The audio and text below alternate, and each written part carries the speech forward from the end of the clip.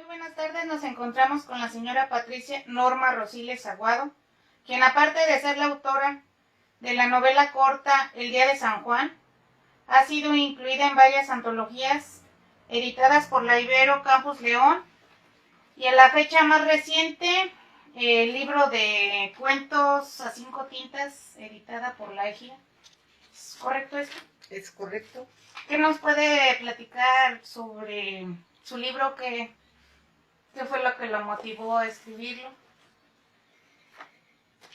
El motivo de este librito, de esta novelita, es las historias que me contaban desde que estaba niña. Mis parientes, mis amigos, mis conocidos, principalmente todos ellos ya viejitos, que me encantaba ir a visitarlos ya que me platicaran sus historias de vida. Y el libro nació a raíz de que mi tío José Rosiles Castro hizo su árbol genealógico.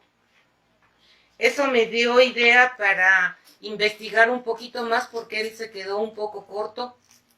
Entonces me fui a meter a los archivos de la iglesia, a los archivos de la presidencia municipal cuando estaba don Rafa, que en gloria esté y que se portaba muy a todo dar conmigo. Me dio muchas copias fotostáticas y así empezó. Empezó como una investigación familiar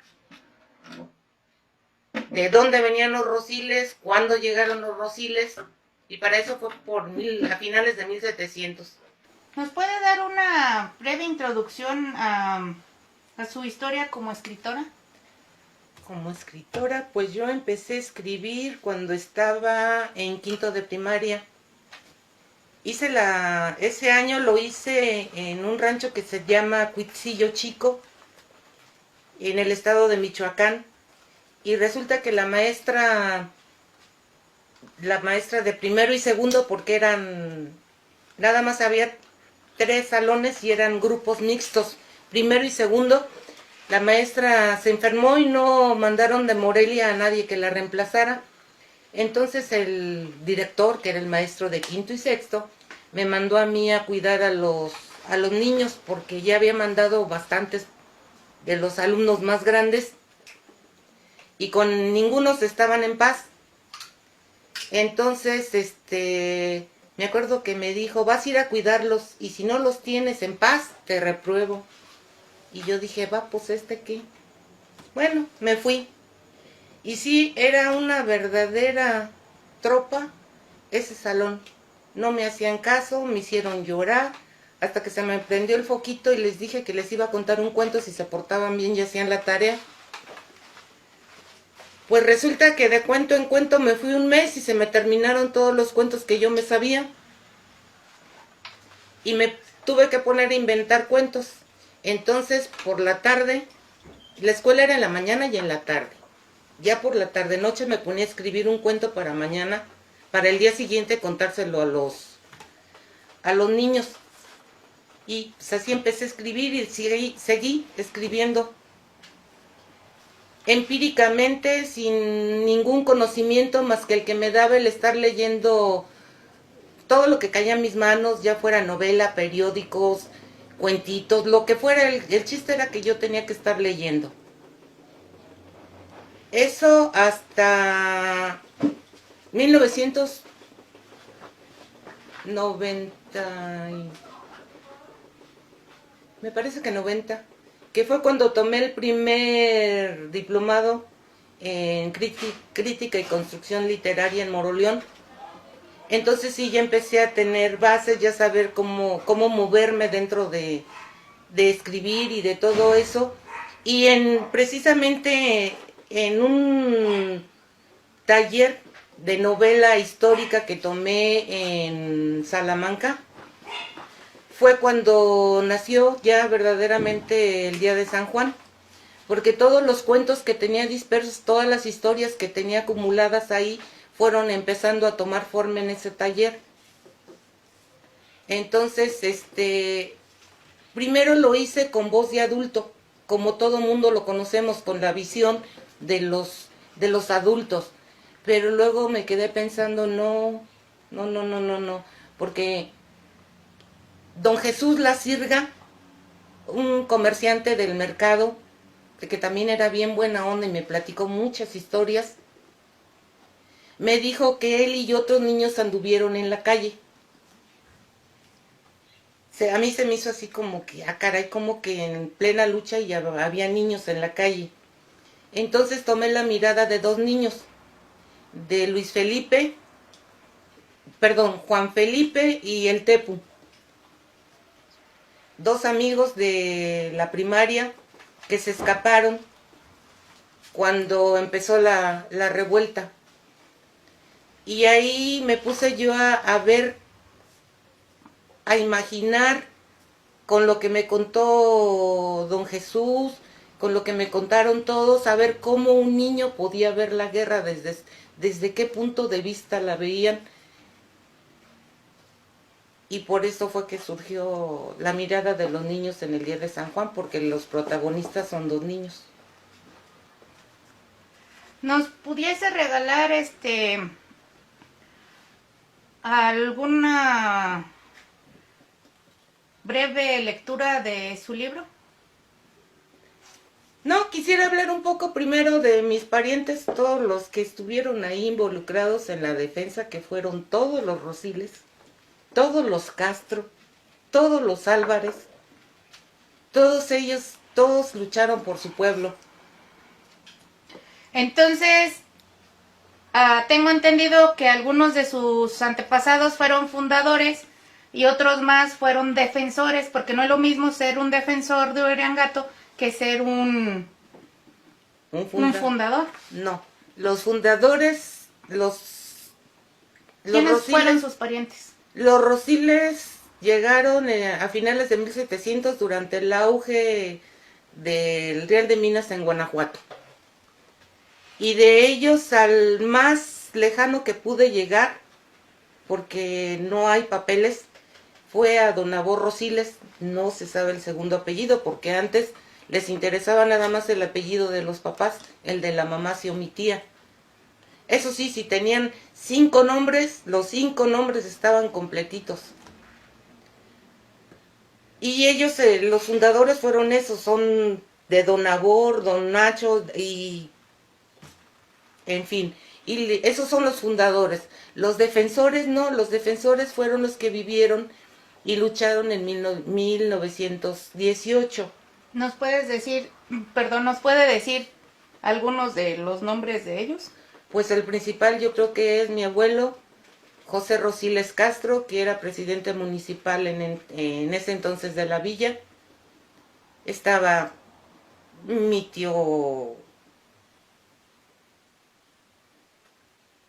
Nacho, mi tío Balta, mi abuelo Felipe Baeza, sus hijos Felipe, José y Rafael Baeza.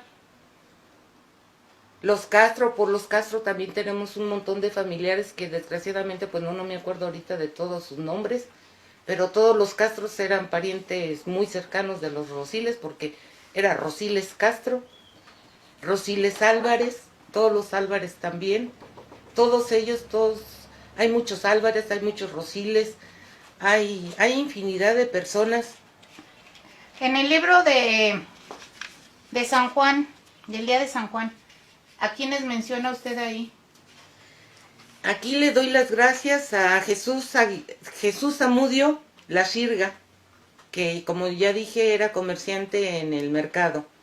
Jesús Rosiles Baeza, mi papá, con las memorias de sus tíos Rafael y José Baeza Aguilera, que no se cansaba de contarme todas las historias que ellos le contaban.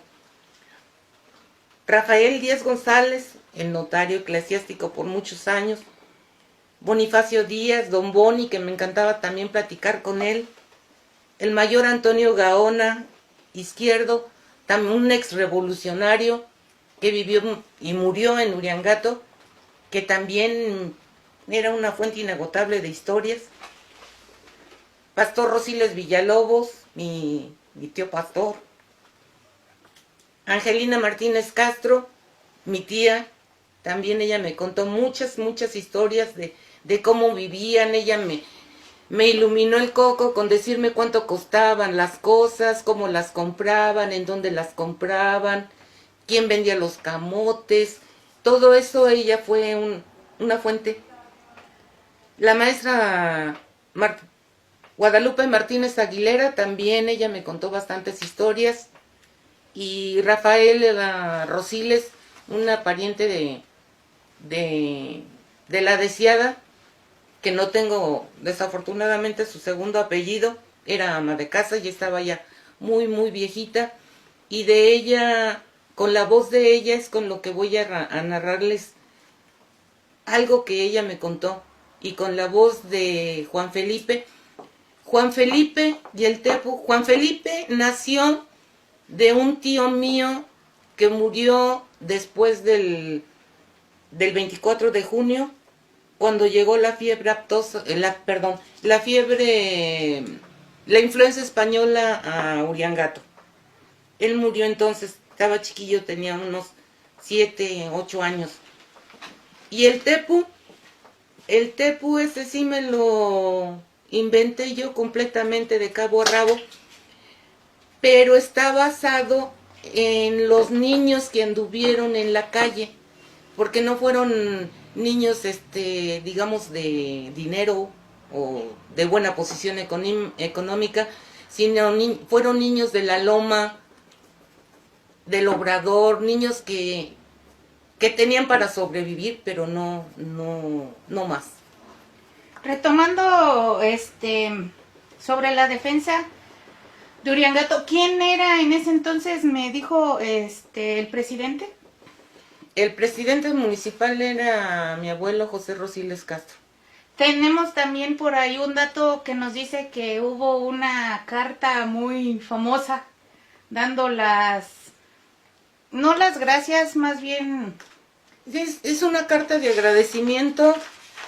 Felicitaciones. De felicitaciones para el ciudadano José Rosiles, presidente municipal, y demás vecinos de la plaza de Uriangato, Guanajuato, y está firmada por Venustiano Carranza. El original lo tiene mi hermano Miguel Rosiles Aguado, y hay copia fotostática en el archivo municipal. ¿Listo? ¿Nos puede leer la carta? Me enteré del atento oficio fechado el 30 del pasado que me dirigió usted en representación del ayuntamiento de esa población y de los vecinos más caracterizados de la misma. Y al enviar a usted mis felicitaciones más calurosas por la heroica defensa que hicieron de aquella plaza el día 24 del mes pasado, en la que lograron derrotar al enemigo, que comandaba el cabecilla José Inés García Chávez. Les manifiesto que se les remita a ustedes para la defensa de su pueblo 5,000 cartuchos 7 milímetros e igual cantidad de 30-30, no siendo posible por ahora enviarles las armas que solicitan por no haber existencia, pero tendré presente su petición para atenderla en primera oportunidad. Reitero a ustedes las seguridades de mi distinguida consideración. Constitución y Reforma, Palacio Nacional, México, Distrito Federal, julio 10 de 1918. Firma Venustiano Carranza. Muy bien. También se presentó su libro no solamente en Uriangato, que es de donde salió la inspiración de sino también se presentó en la ciudad de Guanajuato, en el Teatro Juárez. En el Teatro Juárez fue la primera presentación. En ese entonces estaba de presidente, ¿no se acuerda quién? Ramón Pérez García. ¿Ramón? No me acuerdo. Sí. Pero ellos no sé por qué razón se enteraron, no fueron. Fue Ramón a la presentación y ahí me dijo que quería presentarlo en Uriangato. Se presentó en Uriangato. Y se presentó en el Curato en Uriangato. Después de ahí, ¿se han hecho algunas otras presentaciones de su libro? Solamente después la que se hizo aquí en Irapuato y nada más. Ok. ¿Por qué nos dice que en la carta el cabecilla asaltante era José Inés García Chávez? ¿Quién era él? Bueno, García Chávez era realmente como se llamaba José Inés Chávez García. Este señor intercambió sus apellidos después de que mataron a su comandante, a su jefe superior inmediato, que era Pantoja. Lo asesinaron, lo fusilaron aquí en Romita. Y después de eso, él fue cuando empezó a formar su gavilla para ser exactamente salteador, ya no revolucionario. Entonces nosotros lo conocemos como Inés Chávez García, pero en realidad era García Chávez. Por eso viene la carta con su verdadero orden de apellidos. ¿Alguna otra breve anécdota que nos quiera platicar por ahí? Otra anécdota. Hay una, pero no me gustaría platicarla. Durante 5 años estuve visitando viejitos, a todos los viejitos que conocía, a todas las personas que conocía. Oye, tu abuelito no querrá platicarme alguna historia de cuando el ataque ¿Viejitos de dónde? de Uriangato. Ok. Viejitos de Uriangato. Que quiera platicarme una historia de cuando el ataque de Inés. Y me decían, sí, bueno, pues avísale. Bueno, ya hacíamos el acuerdo y toda la cosa. Llegaba, platicaba con él, los grababa con ellos, los grababa. Y así estuve. Pero no sé. Bueno, algunos ya estaban enfermos, otros como que medio les fallaba la memoria, pero cuando empezaban a platicar del pasado se les iluminaba el cerebro y empezaban a platicar muy muy bien, principalmente Rafaelita, que ella hasta hacía ademanes porque cuando me estaba platicando que oía, empezó a decir, vienen los caballos, y no sabía para dónde hacerse. Bueno, la anécdota es esta. De todos los viejitos que estuve visitando, a los 15 días, al mes, por ahí así, empezaron a morirse. Se murieron 4. De 10 que visité, murieron 4. Y yo seguía con mi empeño de seguir contactándolos. Y entonces les decía, oye, tu abuelito, y se me quedaban viendo y decían, no, con mi abuelo no te metas, a mi abuelo no lo ves porque se muere. Digo, ah, caray. Así es que fue coincidencia, fue que ya después de desahogarse dijeron ya me voy, no sé, pero sí de 10 que visité, de 10 que entrevisté, 4 murieron. Qué triste. La verdad sí. No, sí. Bueno, pues creo que ya ahora sí por último nos puede regalar un pedacito de lectura. Bueno, voy a leer dos pasajes. De exactamente uno es de lo que me contó Rafaelita, que es la voz de la niña.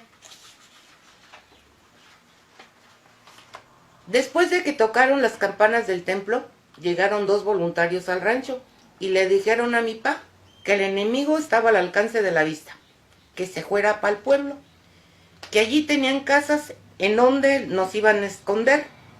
Mi pa no alcanzó a mirar al enemigo, porque apenas dizque venía pasando enfrente de la hacienda de San José Cuaracurío.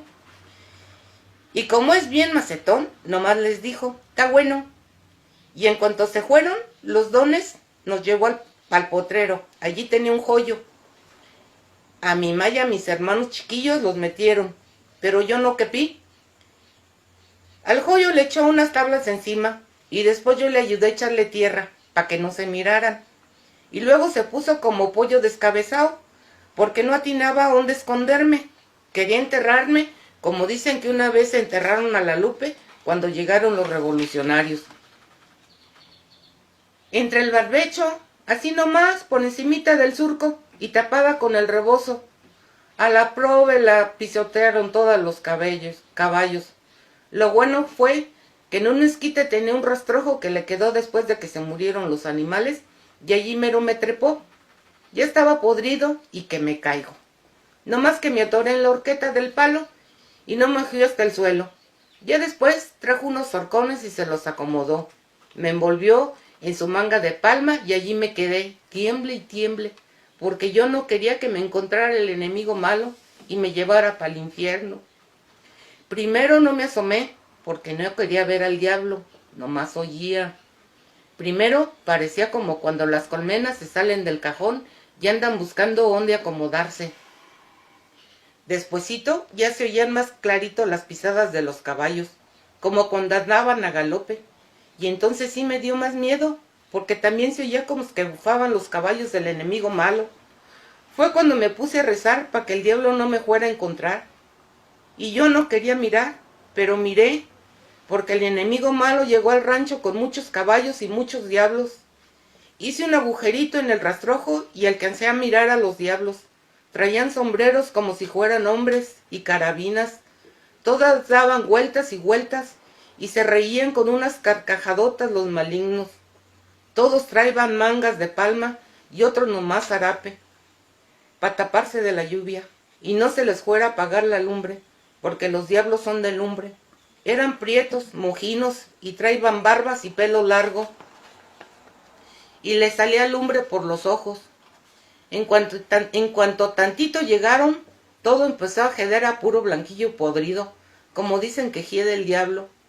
Amarraron los caballos, yo creo que para que no se les fueran a ir, y los caballos amarrados, cuando rascaban la tierra sacaban lumbre con las patas, y entonces ya supe por qué la Lupe quedó tan maltratada cuando la pisaron los caballos. Después, unos empezaron a gritar: «Tú, Mayolo, que conoces el pueblo, agarra ese pelotón y te vas por aquel lado. Los demás, agarren esa loma que se mira por este lado y allí mero me aguardan. Primero voy a almorzar». Allí fue que me agarraron una mano. No pude echar el grito y fue mejor, porque era mi apá que me llevaba unas tortillas para que comiera, porque todo el tascal completito se lo llevaron para que comieran los diablos. Antes de que se fueran, llegó uno de los diablos más tizón que los otros, y hablando como cristiano dijo: «¿Qué estás haciendo allí?».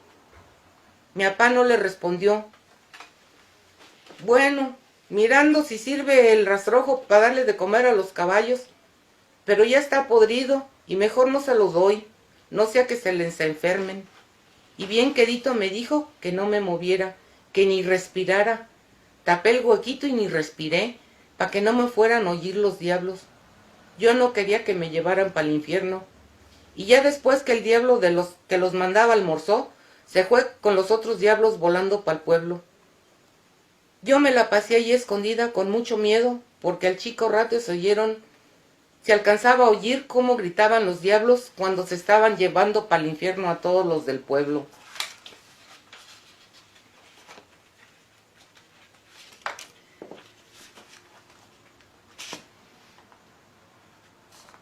Esta es la voz de Juan Felipe y del Tepu.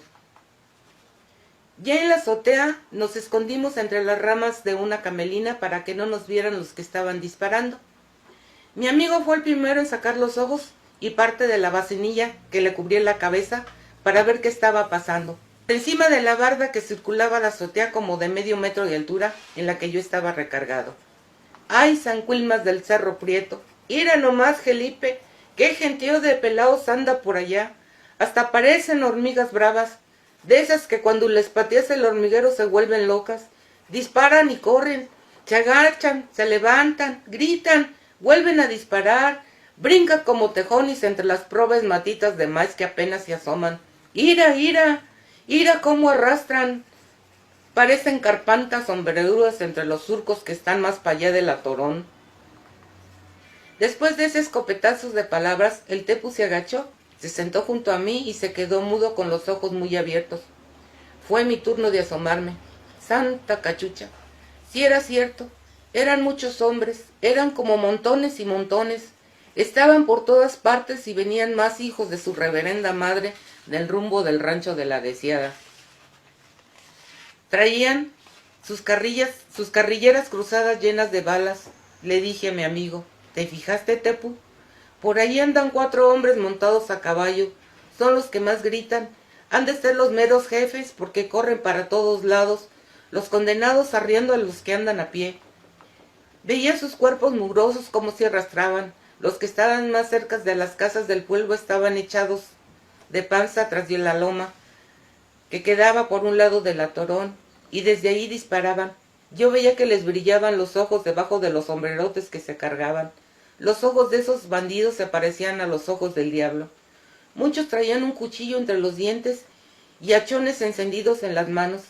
Atrás de eso, los que apenas pasaban el arroyo traían las carabinas en alto, corrían y pegaban aullidos peor que los coyotes cuando tienen del mal. Los niños, los gritos de los bandidos, los aullidos de los perros del pueblo y los balazos que tronaban y tronaban, me revolvieron las tripas vacías. Y para acabarla de fregar, hasta el cielo empezó a retumbar como si fueran cañonazos. Se están viniendo para acá, se están acercando y traen más lumbre. Van a quemar las casas, Tepu, van a quemar las casas. Me agaché y hundí la cara en el salitre de la azotea. Quería que la tierra borrara de mis ojos las imágenes de tantos bandidos que acababa de ver. Casa de la Cultura de Uriangato, le damos las gracias por habernos regalado un poquito de su tiempo y esta breve entrevista. Gracias.